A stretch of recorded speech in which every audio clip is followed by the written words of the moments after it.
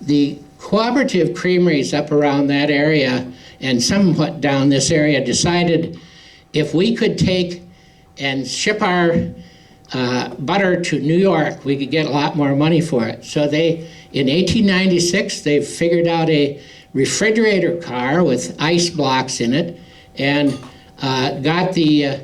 started in Grantsburg, putting butter from the Grantsburg Creamery, the Branstead, the Alpha, I don't know, they were all over, but, and they got a load by the time they got to St. Paul, and then it said Wednesday they started, got to New York by, what does it say here, Monday morning markets, and Burnett County butter always brought a cent above the market price, and this is out of a book from there. Then when the Soo line opened, then that was another way of doing the same thing, but that was in 1900. And to get you an idea, 1902, 6 creameries, these are the tubs of butter, 60-pound wooden tubs, they shipped them out. And what actually brought Land O'Lakes into effect was the New York people said, we sample all the butter that comes out. Just like I was over watching the maple syrup guys, the Morley and Richter over here baking it, they had a Saturday tour. Every barrel of syrup, they have a little bottle on the top of it that's a sample of what's in that barrel, so that when the buyer, like maybe Anderson Sugarbush, buys it, they don't have to open the barrel, they just, what's the sample like, and what do we pay for that? Well, when you ship butter to the New York, they tested pretty near every tub to decide if it was rancid or spoiled or good or whatever. And so the creameries around here realized if we would just set our own quality standards, we won't have to have them docking us. They don't have to sample it. They just say, we will only send a good quality, good tasting, fresh butter. And so then they actually got quite a bit of premium over the regular price. And the buyers knew if it came from this area and the Land O'Lakes group, it had been already tested with milk inspectors and creamery people and all that. So that was kind of one of the big things. When the Soo line came through, everybody wanted it come through their existing town. Wolf Creek, Cushing, Trade River, Trade Lake, Luck. Let me think here. There was no Frederic, there was no Milltown, there was no Centuria, but there was a Lamar and Patterson and some of these others. And so they wanted it to come through their town. And the railroad, in the olden days, the way they got the money to build the railroad was they'd be going through land that nobody had already bought or anything, and so the government would say, if you build a railroad through here, we'll give you every other 640 acres all along your railroad free for you building it out, and you could go ahead and sell it to farmers or whatever, or towns and that. So by the time the Soo line was thinking about coming up through here, there was no free land left anymore, so they did a different strategy. They built their own towns. Okay, now, a local town in those days was a post office, a general store, a blacksmith, a creamery, a hotel, generally a school and church, or maybe a couple churches, and some services. And they were, a lot of them, nearby. Like West Denmark was a thriving little town. Luck was. Okay, I was telling you about the land grants.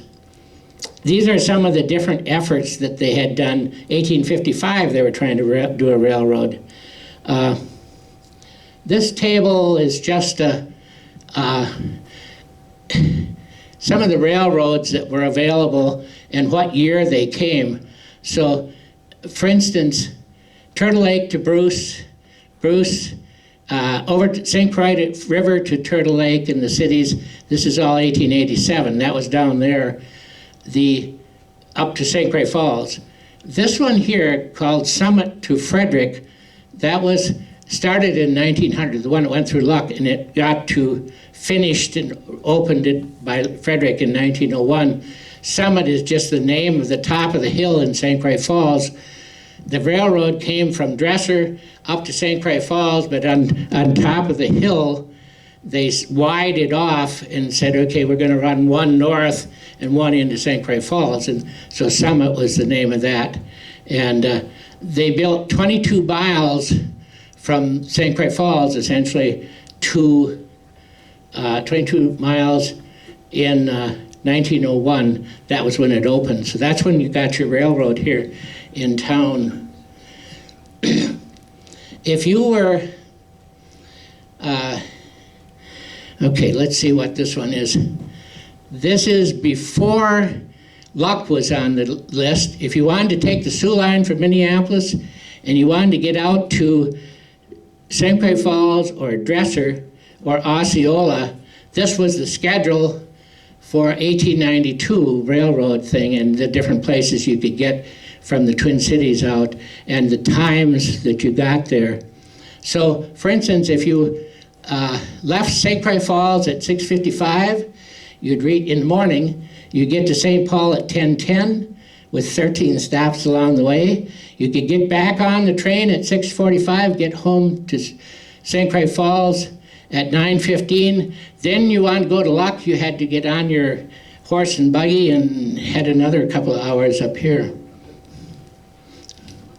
Okay, we'll just skip some of this. Railroad employees is an interesting study too, because that's where unions got started, really involved, because railroading was, like everything else, a very dangerous occupation, and so they did some strikes, and they actually got Labor Day started because of their union, and they got anyway, they were involved in getting unions stopped to try to provide protection for the employees. Okay, so these are different. There were a whole series of times that they were going to do railroads and they didn't do them. In 1900, they started actually putting the rumors out that said they're going to have a railroad come through this area. So April 27th, 1900, the St. Croix Valley newspaper, or St. Croix newspaper, the Superior to St. Croix Falls Railroad Company to build a 100-mile line from Superior to St. Croix Falls through the Douglas, Burnett, and Polk counties has filed articles of organization with the Secretary of State. Capital stock is 25,000. Incorporators are these people. And in the same article, newspaper, Cushing put in their thing, it is stated that 9 buildings will go up in our village this spring, and still people say Cushing will not get the railroad. So Luck was luckier. The original plan was to go from St. Croix Falls, wander over to Balsam Lake, because that was the county capital, and then head up north. The story is that the land buyers, because you had to buy the land from farmers or whoever lived there, and ahead of time, when they got an idea where the railroad might go, people started buying it up to speculate on it, and someone bought a big chunk they had to go through to get to Balsam Lake and wouldn't negotiate, they thought, a decent price, so they turned north instead, and so Balsam Lake never got theirs. There was a bunch of articles about why Balsam Lake was supposed to be promised it.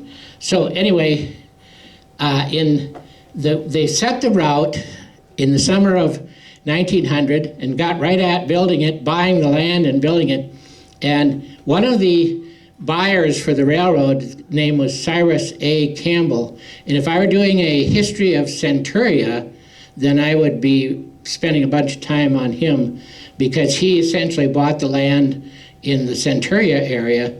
By the way, Centuria has a name that should help you remember when the railroad came through this area, shouldn't it? Centuria? The century, turn of the century. So anyway, that's a railroad town. And he just the railroad figured that every 6 miles is about how far you need to have another stop and a depot in a town, and so that's what they planned out. And so St. Croix Falls, approximately 6 miles was Centuria, and then approximately 6 miles to Milltown, to Luck, to Frederic, and then they stopped until 1912. But so they bought land all the way up from St. Croix Falls to there, and Luck is famous because the land speculator here, the guy had that mansion out here on the edge of town, Nelson Lawson. Okay, this is just another map, and this is the railroad here. It branched up. This is a pretty Osceola across the river. Dresser Junction, that was the name of it. That was a railroad town. It was created by the railroad, up to St. Croix. And then up here, they branched off and then went up through. And they missed Alabama, Atlas, West Denmark, Cushing, whatever that is. I think it's North Valley, Patterson, Balsam Lake, Jensen, which was like Eureka. Those are all towns that they could have gone through.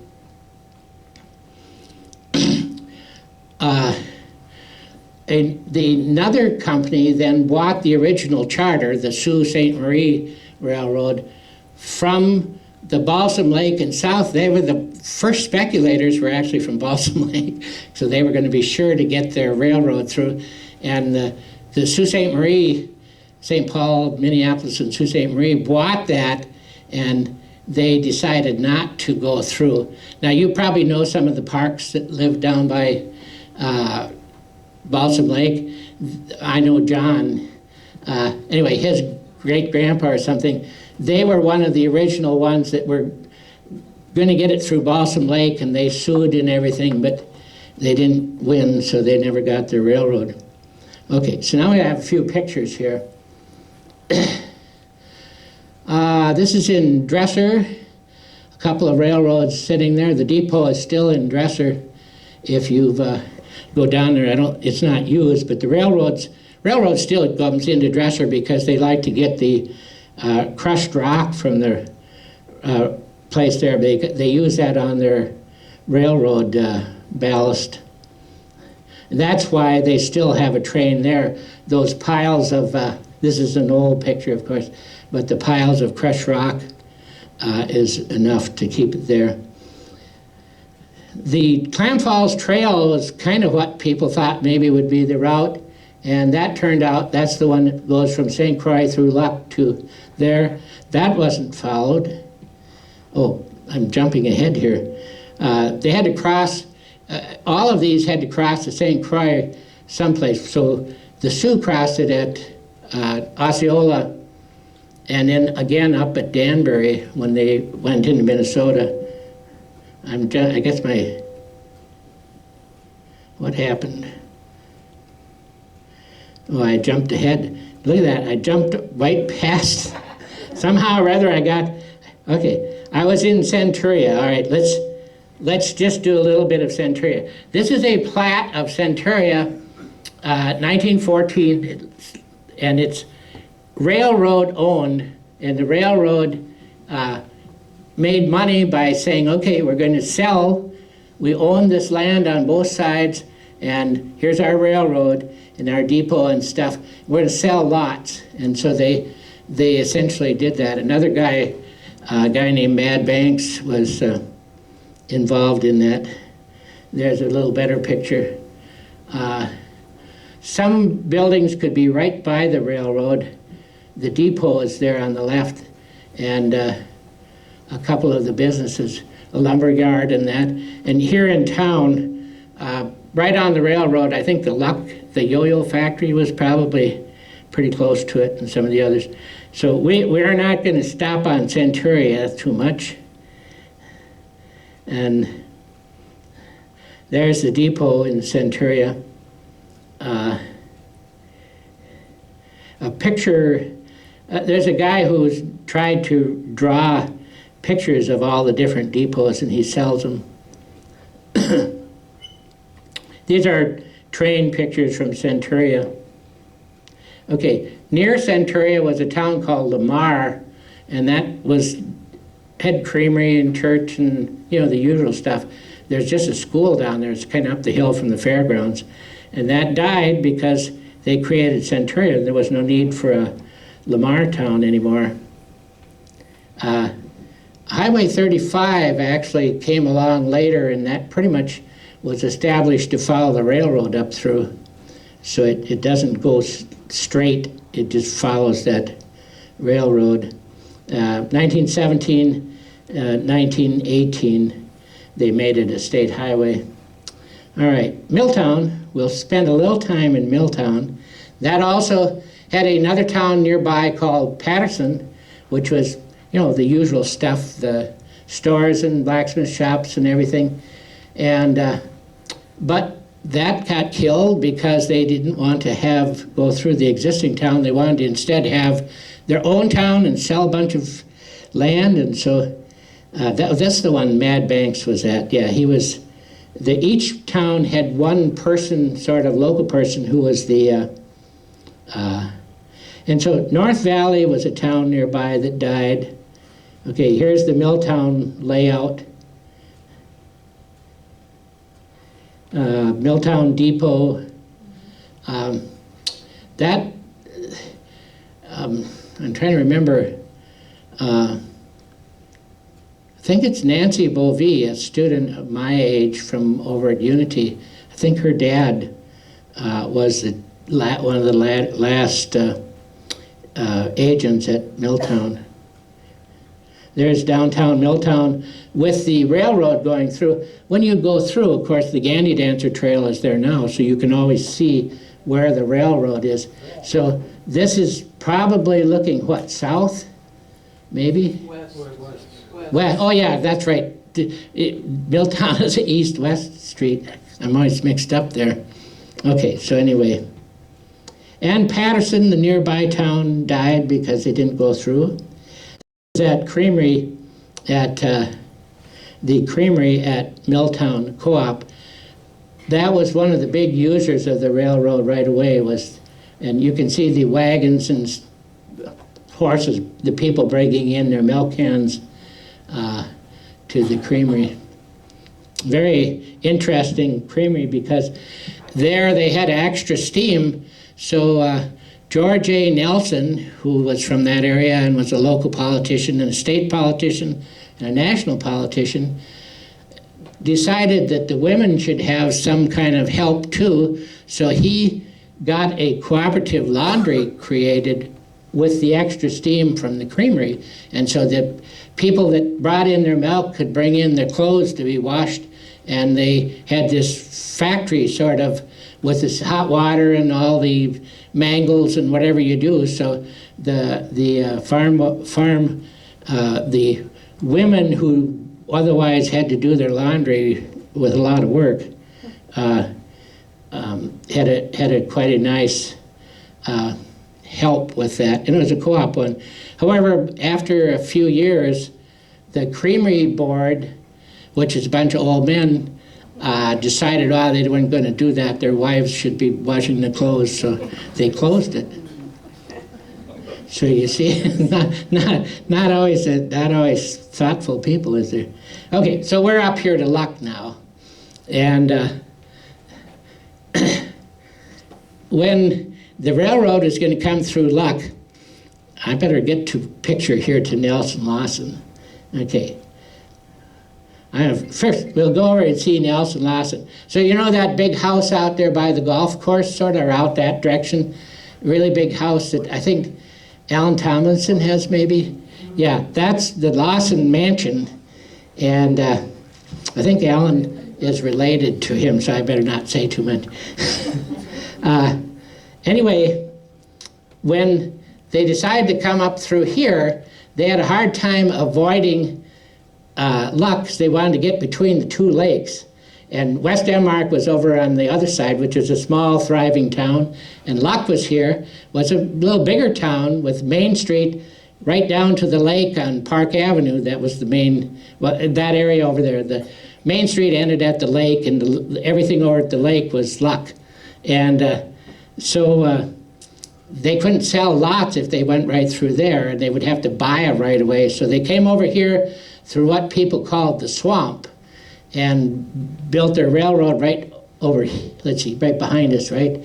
And then so bought this up. Nelson Lawson bought it all up, and then sold lots to people. And of course, Luck then, okay, here's sort of a modern picture, and you can see here, I mean, I'm lost. Where is that angling thing? Would that be the railroad? That's the trail, yeah, okay. So anyway, that's where it goes through, and I guess the yo-yo factory, all these lumber places are out there too. But so what that originally was, and over in the museum up on the wall is this plat of Lawson City. It wasn't going to be Luck anymore, it was going to be Lawson City, because Lawson had the land and he was going to sell it all. And so he platted out a little bit of it, the main core of it right here. Then they put additions on. But in this was 1900 roughly, or around 1900. In 1905, when the village incorporated, they didn't look fondly on Lawson City as a name. So anyway, he's a fascinating guy to study. And there's the 1914 map. And so if you look at, this was the original piece, and then the first edition, the second edition, and the lots right along the railroad, those were how the railroad made its money. They bought that. I think Lawson may have had the rest of it here. And of course, here was Luck over on the lake. This was Luck. We call it Old Luck now. And over here is where Luck is now. So Luck got killed too, and ended up just like the other places, except it was close enough, so almost all the buildings, store buildings, even the huge ones, this is raised up in the air here, and they're, 1912, they were still moving buildings out of Old Luck over here to New Luck. And I don't know, that might be Jensen's. I don't know what that building is. You know, not all the buildings that were there are here. A lot of them burned down recently, but several of the buildings on Main Street are still ones that were moved. Over at the museum, we have information about that.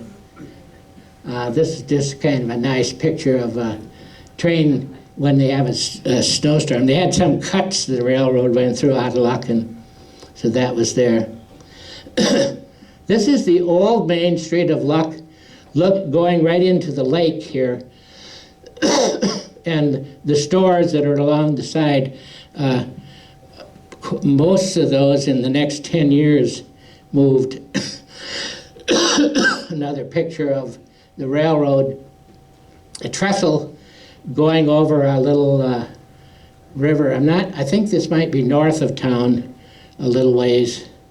I'm not quite sure. Somewhere up there is where Trade River comes out under it. This is the new Luck Main Street. Does anybody know which direction I'm looking here? North. Yeah, it says looking north. Okay. Yeah, so you see that post there with all those, I'll point at it here. So what is that post for, do you know? You remember those? Telephone. Yeah, telephone. They had to have a whole bunch of wires so that everybody didn't have to listen to everybody else's phone. So when you had the telephone line go through, it was just dozens of wires, whereas electricity didn't have to have that. This is other thing is, if you think about what it would be like in town with a dirt street and horses and chickens and pigs going through, and the smell of horse urine and horses and everything, and so the merchants would put a sidewalk in front of their building to get you up out of it, and every so often they'd put a concrete ribbon across that they'd try to keep shoveled out so you could walk across without getting mired down too bad. And in those days, women wore long skirts that drug, so it was not a very good thing to cross the street. Okay, so we're going to end up here at Frederic. I gotta see how close I am to, what time is it? Yeah, okay, we won't get too off schedule. Frederic is where they stopped in 1911-12. Well, they stopped at Frederic. The guy, Frederic, that was also a railroad town. No town there at all. West Sweden was nearby. Clam Falls was not too far away, but the railroad was putting in these every 6 mile towns, and went on from Frederic in 1912, and did Lewis, Siren, and Siren actually had an existence before, but it moved. What comes next? Webster, that was a railroad town, and Danbury was a railroad town. Then it crossed the river up there. And so essentially the railroad coming through destroyed or pretty much started the death of a whole bunch of existing towns, and then created all these new ones. And so it was quite an upheaval for people. So if you had a creamery in Trade Lake, and by like they stayed open for quite a while, but you could almost, when the roads got a little better, you could just haul the milk to a creamery in a railroad town, and then you didn't have to have so many. So Luck became a big center of dairying that way. Okay, so none of you care about Frederic, do you? So if you look at this, I was telling you the distances for a town. St Croix Falls to Centuria wasn't 6 miles. This one is pretty close to the 6 miles. Milltown to Luck was less. Luck to Frederic is about 6. Frederic to Lewis is about 5. And Lewis to Siren and Webster. So they've kind of followed that, but they were trying to find places where they could buy the land cheap and build a town, make some money off of selling the lots in there. And so it's kind of if you take the Gandy Dancer Trail, you don't have to go very far before you can stop and have a break. So we'll move a little bit. Then they did Frederic to Lewis, and Lewis was another railroad town. Charles Lewis was the logger up there. Siren was a place called Doctor's Lake, a little bit, I believe it was to the west of, and they moved over. Webster, 1911, railroad town. Danbury, and then there's now I'm to the bridges, now I'm about the, yeah, okay. So that's the basic thing. Now, if you have any questions actually about Luck history or things about Luck or railroads, I am open to trying to answer them. Yes, Marthy? What was the fee to ride the train? Do you have any idea what the charges were? It was somebody who, did anybody remember what it cost? 4 years old, 5 years old. Yeah, I as I recall, it was expensive enough so you thought about whether, if you were like a person on the farm, you sort of thought about whether you really wanted to do that. However, if you wanted to get to the Twin Cities and back, that would be a nice way to go. In Cushing, we had in 1911, we had a Harley Davidson dealership, a guy named Roy Henning, or Doc Squirt was his nickname, and he got clubs of people to buy his Harley Davidson motorcycles, and then they would take a day trip, go down to the cities with their motorcycle and come back in the same day. So they thought that was better than taking the train, even though the roads were really terrible. But yeah, it's so hard to know for sure because the value my train cost $10 in 1956. In 2025 money, that's $116. So if it cost $1 to go to the cities, my dad worked through the 30s for $1 a day and thought that was pretty good. So, you know, it's really, I'm not really sure. I didn't actually see a thing that told the prices. What else we got? Any other questions here? Yeah. Where was the train depot located in Locke? Where was it located? What street? Didn't I show you some pictures of that? Maybe I didn't. Oh, right. Let's see here. I've got to go here, and I didn't put everything into the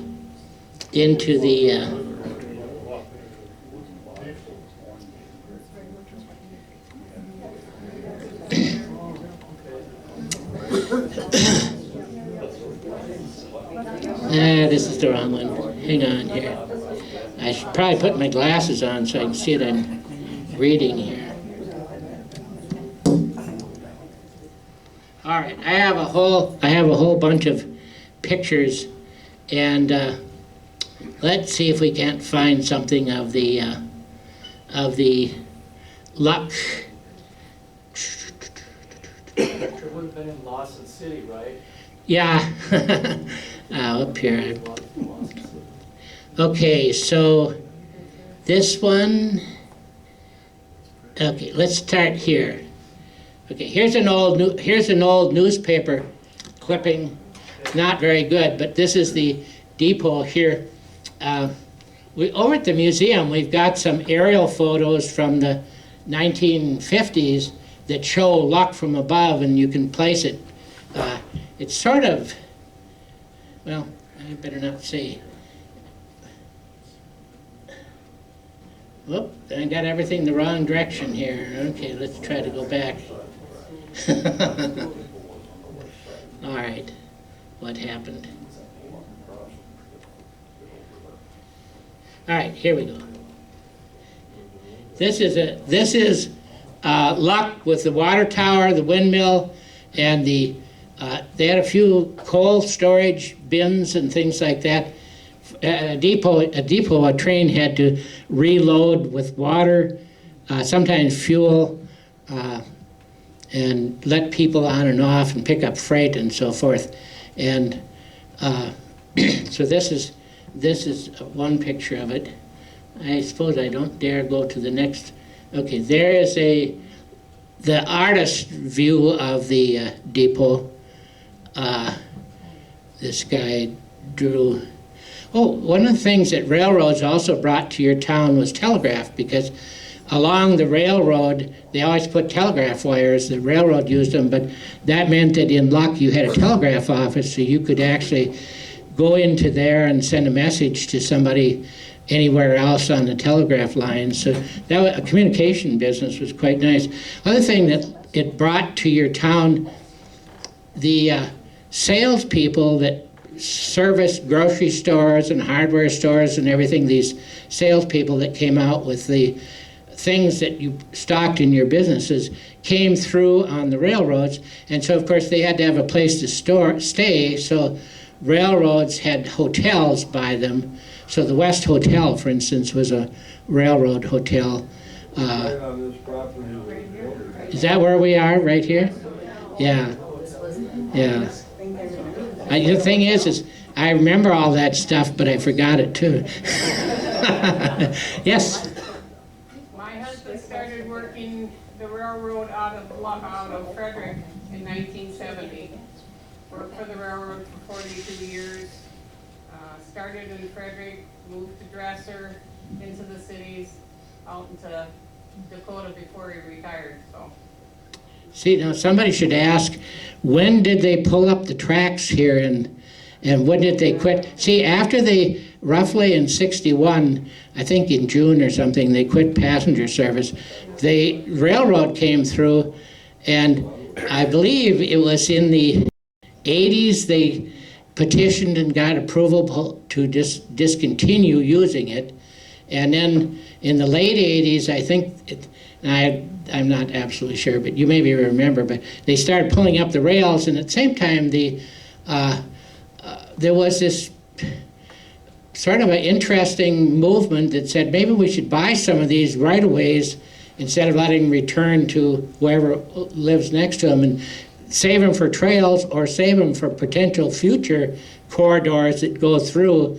And so in the meantime, you could use it as a trail, but otherwise maybe someday optical fiber needs a route to come right up through here or something. And so it was kind of I thought it was quite a interesting time, late 80s and early 90s, that people were thinking about doing that and making it public ways. And it sure had been nice to have this as a trail all the way from 100 miles from St Croix Falls all the way up to Superior.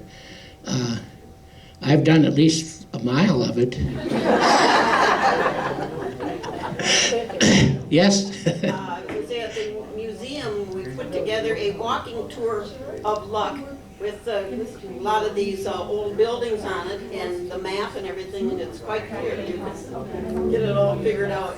Oh, okay. So stop over at the museum to get the walking tour, and maybe it'll tell you which of the buildings came from older. We've lost a couple of buildings in the last few years here in town, so we don't have as many of those. Yeah, so any other questions?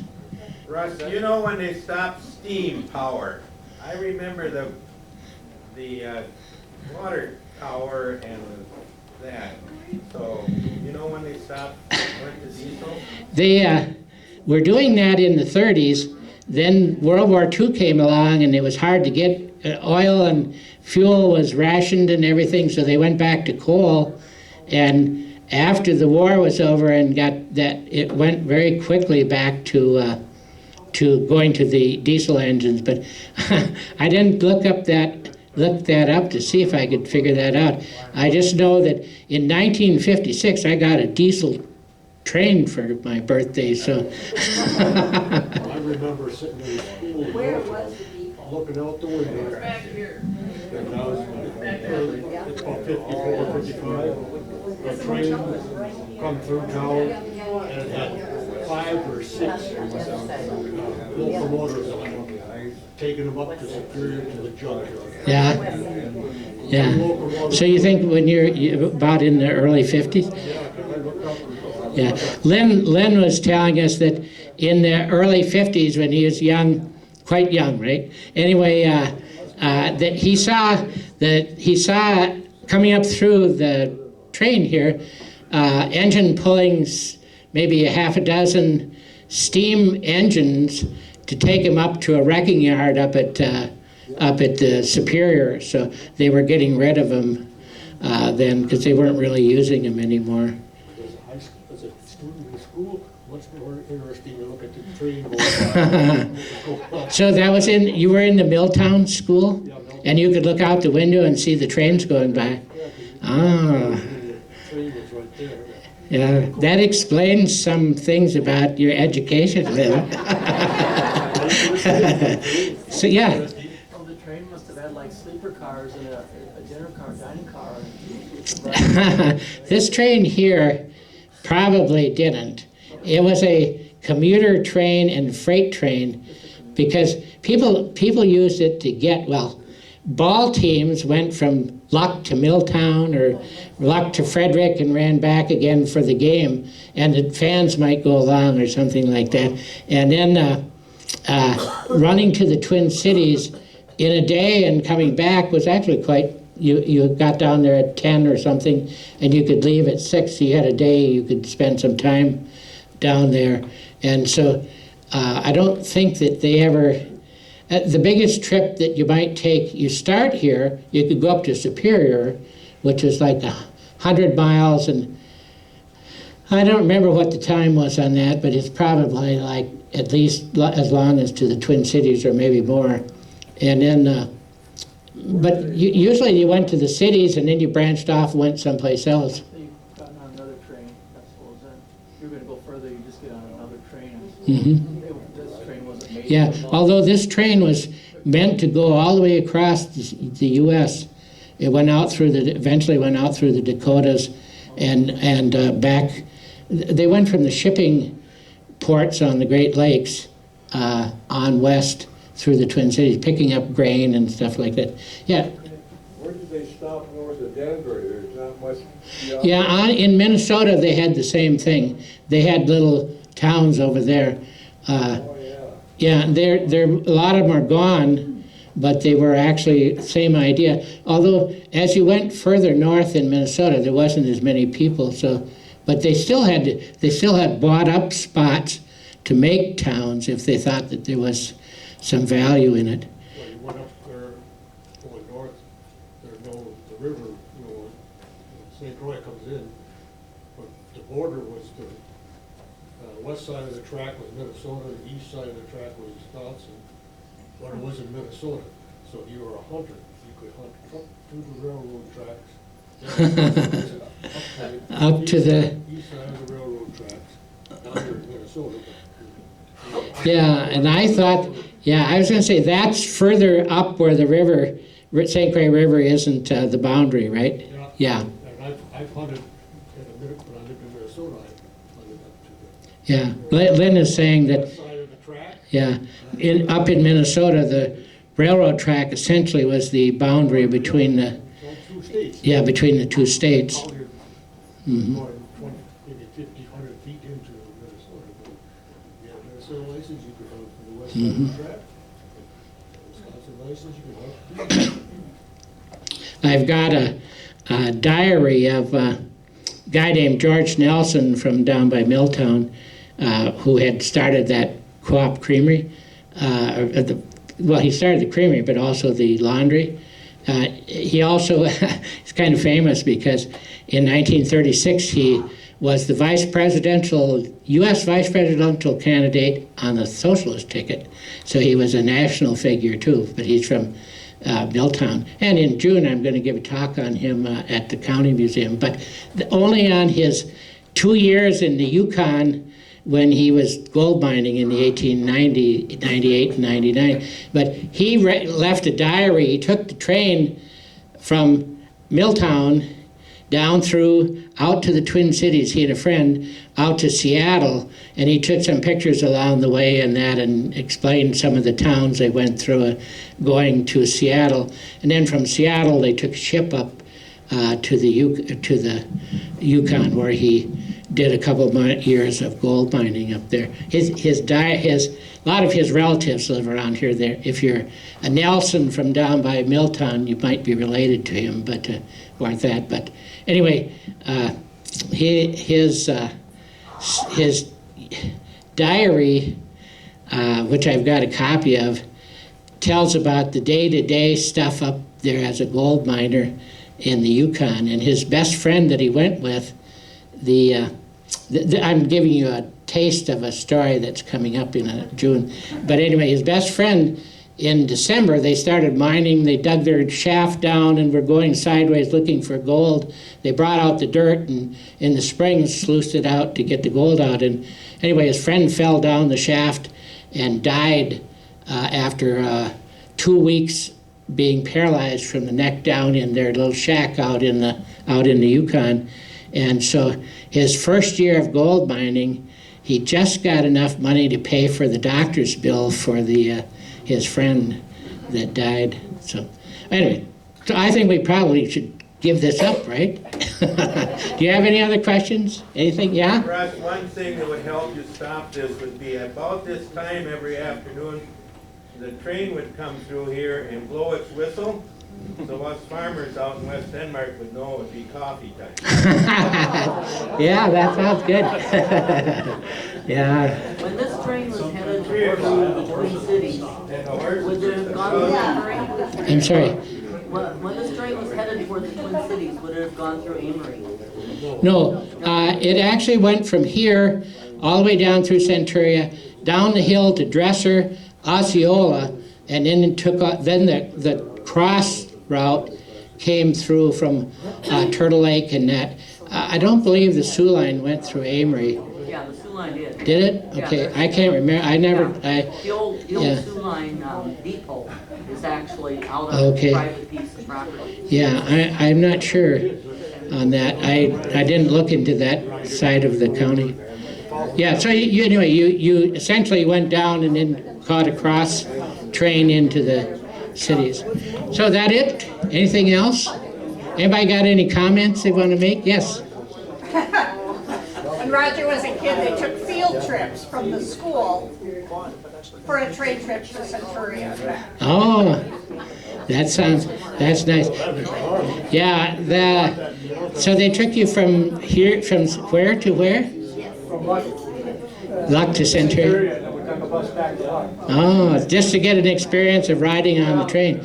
So they quit the passenger service in, I think it said 61.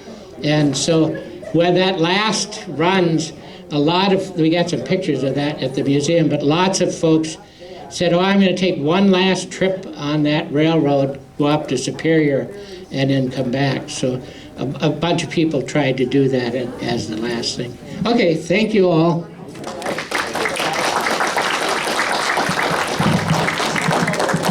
Thank you.